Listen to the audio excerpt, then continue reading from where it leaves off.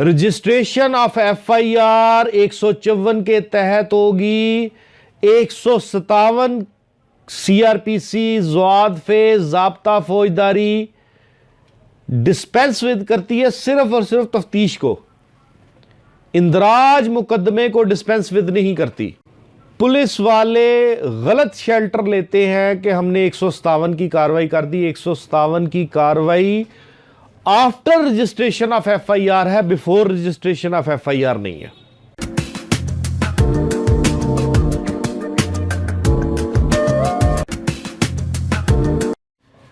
बिस्मिल्लाहिर्रहमानिर्रहीम, अस्सलाम वालेकुम। मैंने रिमांड के बारे में लेक्चर दिया। रिमांड के बारे में जब लेक्चर दे दिया तो उसकी तफसीलात के बारे में कॉल्स आनी शुरू हो गई कि जी डेप्थ में दें, डेप्थ में लेक्चर दिया। शुक्र अल्हम्दुलिल्लाह, क्यूरियोसिटी बढ़ी और उन्होंने कहा कि मुकदमा दर्ज होने से तफ्तीश के मराहिल, उसके बारे में भी एक लेक्चर दे दें। मैंने आपको बताया कि 154 के तहत मुकदमा दर्ज रजिस्टर होता है कॉग्निजेबल ऑफेंस का। एक मिथ चलती है, ये पुलिस ऑफिसर्स, इन्वेस्टिगेटिंग ऑफिसर्स धूल झोंक देते हैं मुद्दईयान की आंखों में कि मुद्दई एक कॉग्निजेबल ऑफेंस के कमीशन की इतला लेके जाता है कि जनाब ये जुर्म काबिल दस्तंदाजी जुर्म सरजद हुआ है, तो पुलिस वाला पर्चा ही नहीं देता। वो बेचारा अदालत में आता है, दरवाज़ा खटखटाता है, आके रिपोर्ट दे देते हैं जी 157 की कार्रवाई कर दी गई है जी, जुर्म जो है ना ये सस्पिशन था, हमने 157 की कार्रवाई कर दी है।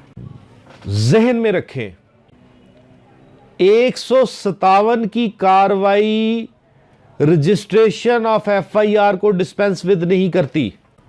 रजिस्ट्रेशन ऑफ FIR 154 के तहत होगी। 157 CRPC ज़वाद फे ज़ाब्ता फौजदारी डिस्पेंस विद करती है सिर्फ और सिर्फ तफ्तीश को, इंदराज मुकदमे को डिस्पेंस विद नहीं करती।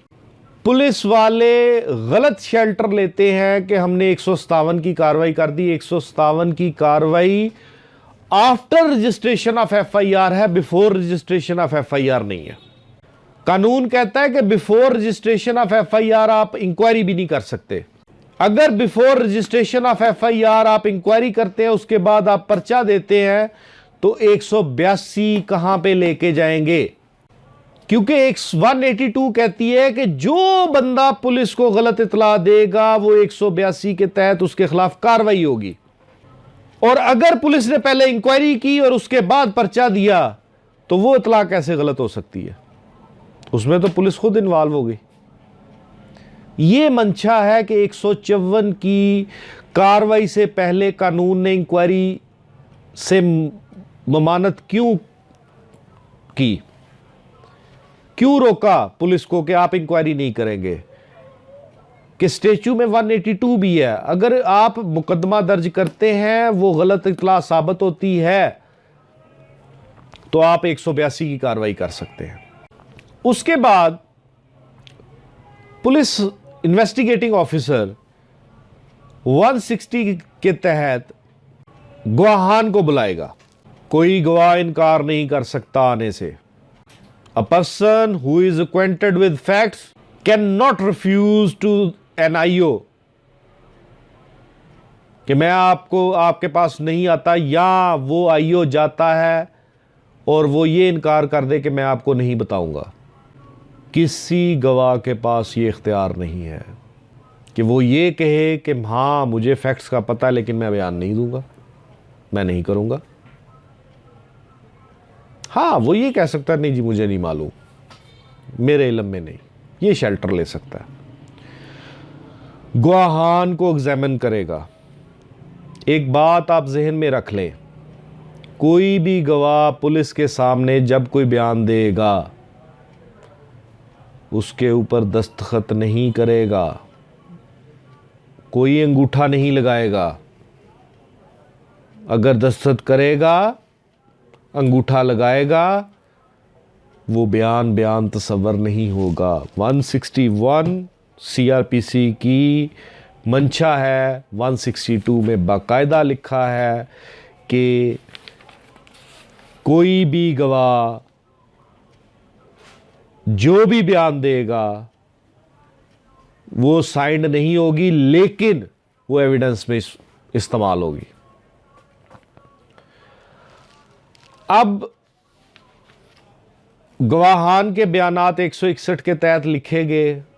अब एक लम्हा आता है तफ्तीश के दौरान किसी ना किसी केस में, जब मुल्ज़िम कहता है कि हाँ मैंने जुर्म सरज़द किया।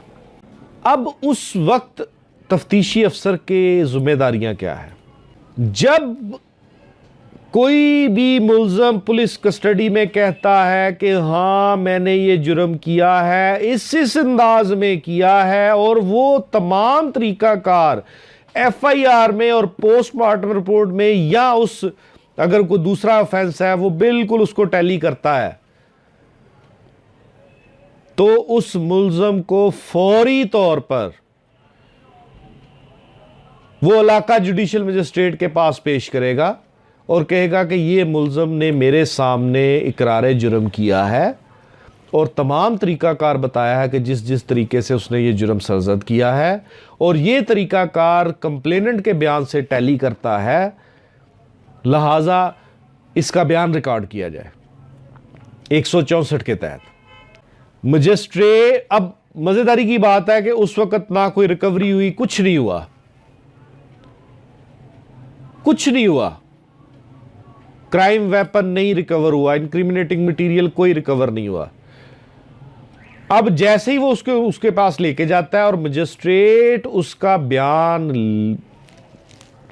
प्रॉपर प्रोसीजर अडॉप्ट करने के बाद विदाउट एनी क्वेश्चन का एलिमेंट सेटिस्फाई करने के बाद, किसी दबाव में तो नहीं, थ्रेट में तो नहीं, वो सारी तसल्ली करने के बाद जब मजिस्ट्रेट उसका बयान लिख लेता है तो उसके बाद उसकी कस्टडी पुलिस को नहीं दी जा सकती। उसकी कस्टडी जुडिशियल लॉकअप होगी, उसकी कस्टडी जुडिशियल लॉकअप के में बंद की जाएगी, वो उसका जिस्म जुडिशियल लॉकअप में बंद किया जाएगा, पुलिस को नहीं दी जाएगी। अगर कन्फेशनल स्टेटमेंट रिकॉर्ड करने के बाद उसकी कस्टडी पुलिस को हैंड ओवर कर दी जाती है तो ये मुल्ज़िम के लिए इंतहाई फ़ायदेमंद बात और इस्तिग़ासा के लिए इंतहाई नुकसानदेह बात। जिस चीज़ को इस्तिग़ासा ने हींग लगी ना फटकड़ी बग़ैर किसी मामलात के साबित कर दिया, मुल्ज़िम ने खुद उसको तबाह बर्बाद, अगर कस्टडी दोबारा पुलिस के पास चले गई फिज़िकल रिमांड में तो उसको उन्होंने अपने हाथों से उसका गला घोंट दिया।